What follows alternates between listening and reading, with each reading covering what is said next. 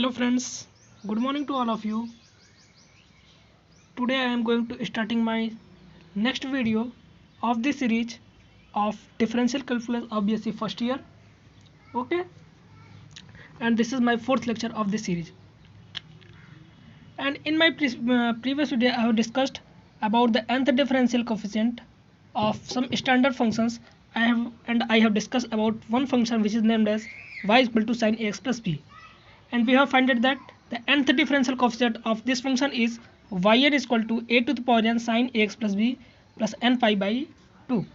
And I have also told you that this is the function, this is the expression which satisfies the differential coefficient of this equation for any number n.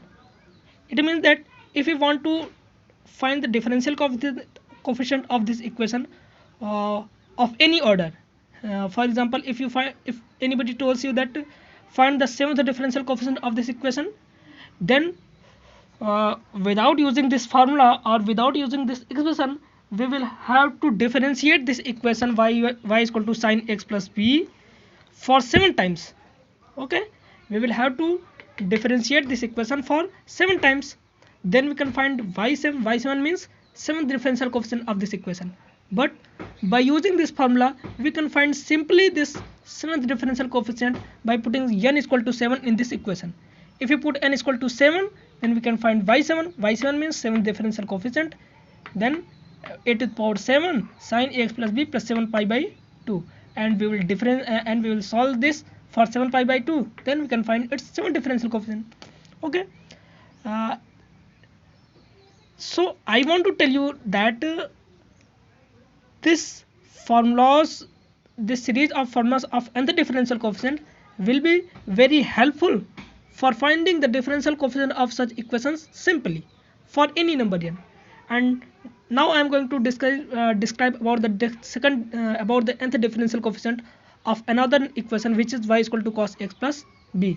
As we have from previous method, we have y is equal to cos x plus b. We take it as first equation, we differentiate this equation, then we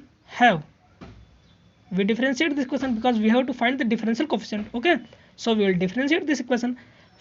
First of all, I will differentiate, then we can find dy by dx is equal to d by dx of cos ax plus b, and we know that d by dx of cos theta is equal to minus sin theta, and we also differentiate this theta, that is x plus b.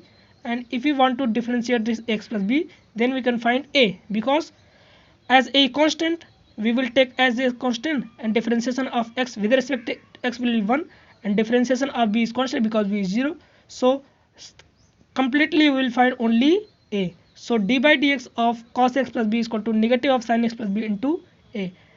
This implies we find that y1 is equal to, because first differential coefficient of y is written as y1, so y1 is equal to negative of sin x plus b into a. We will take it as second equation, and it can be written as y1 is equal to, one thing I want to tell you, that whenever we want to find nth differential coefficient of any trigonometric function like sin theta, cos theta, tan theta, then their differential coefficient will be written in its own form. That is, if we want to differentiate this equation y is equal to cos x plus b, then their differential coefficients y1, y2, y3 will be also written in the form of cos.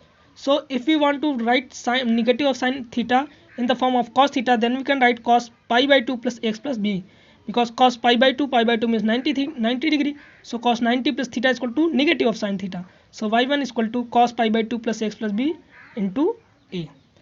Now again differentiating 2 with respect to x, then we get, again we will differentiate this equation 2, then we have d by dx of y1 is equal to d by dx of minus sin x plus b into a, and differentiation of y1 will be y2. This implies y2 is equal to negative of a, because negative of a is constant, because so negative of a into differentiation of sin theta is equal to cos theta, cos x plus b, and again we differentiate this theta, we can find a.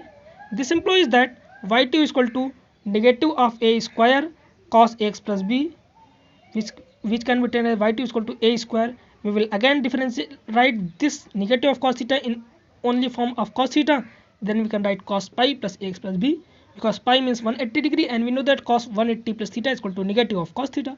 So clearly we have y2 is equal to a square cos pi plus x plus b. So we find it that in first differentiation we have a to the power n cos 1 pi by 2 plus theta. In second differentiation we have y2 is equal to a to the power 2 cos 2 pi by 2 plus theta. So similarly we can write y3 is equal to a to the power 3 cos 3 pi by 2 plus theta.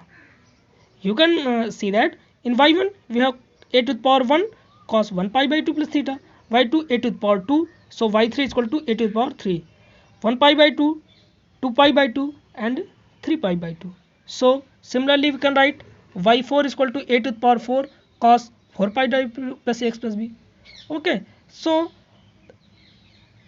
this series goes on. Then thus for any general number n, we can write yn is equal to a to the power n cos ax plus b plus n pi by 2.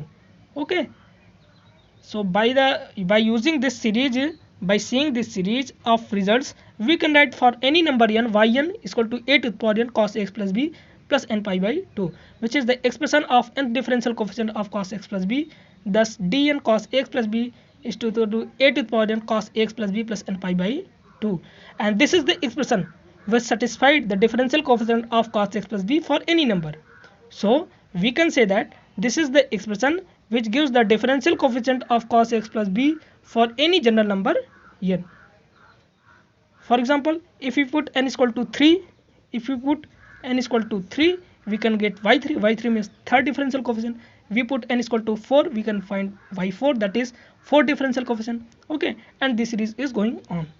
So in this lecture we have discussed about the nth differential coefficient of another function cos x plus b, and in next lecture we will give you some examples related to the sin x plus b, related to the nth differential coefficient of sin x plus b, and also about the cos x plus b, and we will also give you we will also discuss about another some functions, about the another some standard functions and about their nth differential coefficient.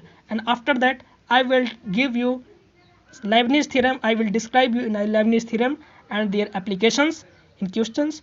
Okay, so if you like my videos, then please subscribe my channel, and you can get all the videos which I will provide you for this series. Okay, friends, thank you to all of you. I will give you next video as soon as possible. Okay, thank you to all of you.